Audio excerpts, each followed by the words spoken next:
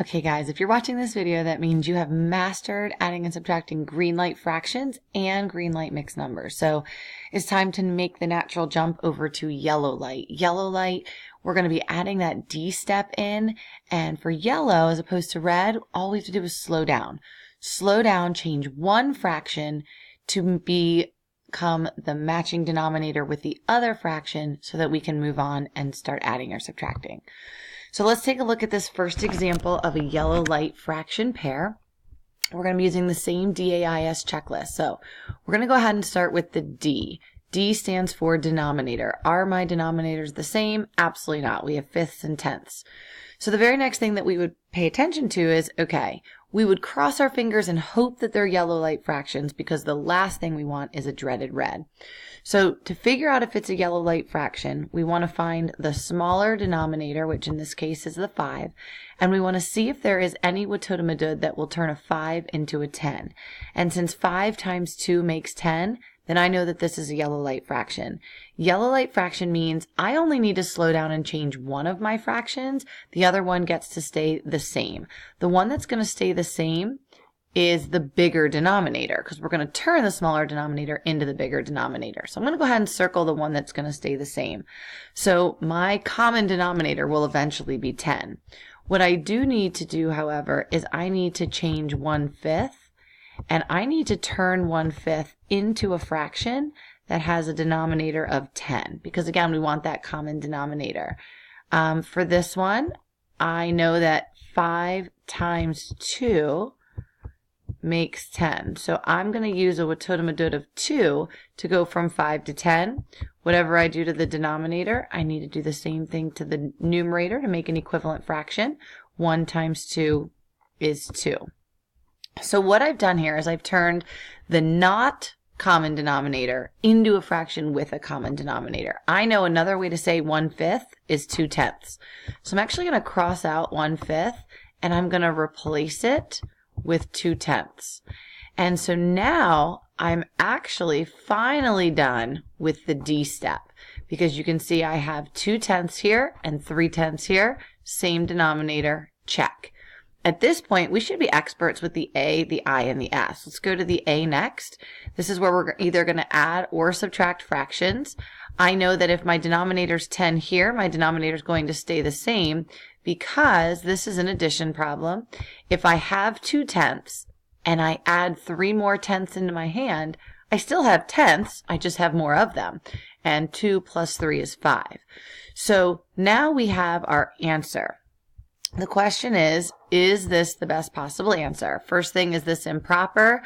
Improper fractions are like ice cream cones. This is not improper, so I don't have to worry about that step. Simplest form, I can look at this and I know 5 out of 10 is 1/2, but if I didn't know that, I can obviously draw my F, and we're looking for putting 5/10 in simplest form. 5 is a beautiful prime number. There's no other factors here. But yes, 5 will also work for 10. So I'm going to say 5 times 1 is 5, and 5 times 2 is 10. Do a quick bottoms up to make sure I did that well. 1 times 10 is 10, 2 times 5 is 10. That looks good. And so I've changed that fraction into 1/2. And that's going to be my final answer.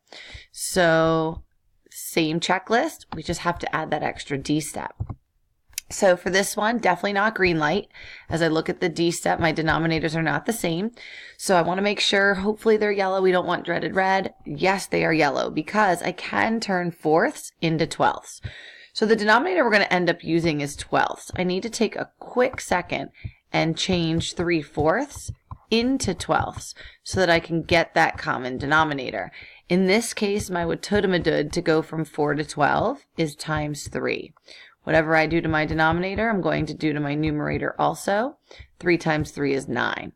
So what I've just done is figured out how to turn the different denominator into a fraction with the same denominator. So I can get rid of 3/4 and I'm going to replace it with 9/12.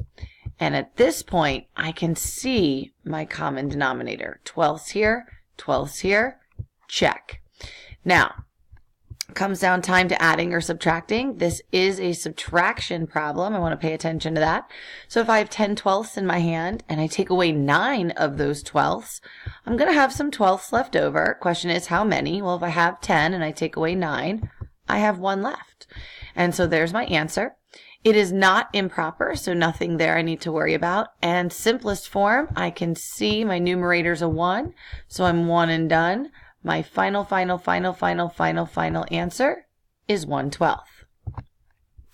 All right, definitely not green light fractions. To make sure that they're not dreaded red, I'm going to look at that small denominator, and yes, 3 times 3 will make 9. So we are going to end up using the 9 as our denominator. The one I'm going to change is the smaller one, 2/3, and I'm going to create a fraction that is equivalent but has our denominator of 9.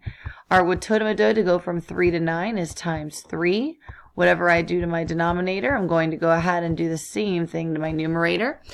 2 times 3 is 6. So basically I figured out a different way to say 2/3 with that denominator of 9. So we're going to think of it differently. Instead of 2/3, we're going to think about it like 6/9.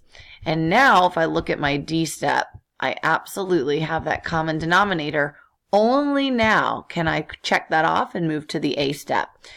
Addition or subtraction, this is subtraction. So what this means is if I'm starting with 6/9 and I take away one of those ninths, I'm going to have some ninths left. The question is how many?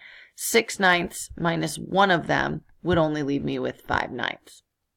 So done with the A step, we have an answer. Just to kind of go back to why we have to change the denominators, if I have 2/3 in my hand, literally I have 2 pieces that say 1/3, right? I'm trying to do that. There we go. 1/3, 2/3. If in my hand I'm holding 2/3 and I ask you to take out of my hand 1/9, I don't have any ninths to take away. I can't take away a ninth if all I have are thirds. You cannot have different denominators. But once we have the same denominators, if I have 6/9 in my hand and I want you to take one of those ninths away, I can do that. So it is not improper, so I don't have to worry about that. It's nice.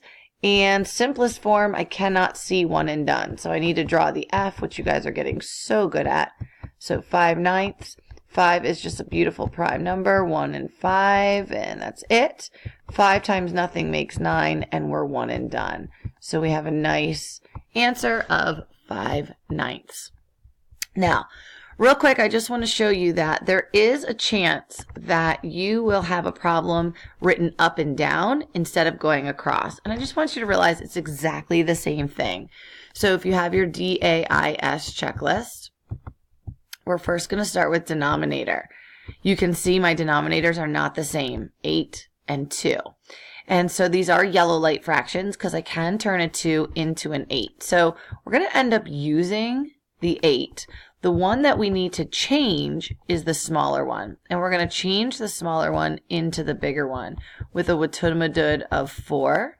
And we're going to use that Watotamadu for my numerator also. So we have 1 times 4 is 4. And what I can see now is now my denominators are the same. Okay, so you can actually see I'm not going to be using this fraction anymore. I'm going to be using it the way I rewrote it with that same denominator. And you can even kind of see that they are the same. So because they're the same, it's time to add or subtract. This is a subtraction problem. So starting up here, if I have 6/8 in my hand and I take away 4 of those eighths, I have some eighths left in my hand. If I had 6 and I take away 4, I'm left with 2 eighths in my hand. So we're done with that step. This is not an improper fraction, so no need to worry there. And simplest form, definitely not in simplest form because they're both even. I know that because it's a 2, it has factors of 1 and 2 will also work for 8. So we're going to go ahead and knock this fraction down with a hammer of 2. And 2 times 1 is 2, and 2 times 4 is 8. And we end up with our final answer. Best possible answer of 1/4. So I realized I didn't do any examples that have improper fractions. It will and can happen. I just didn't come up with any for this one. Just a reminder, with yellow light fractions, you only ever need to change one of the fractions to become green light fractions. And so we're going to go ahead and give some of those a try.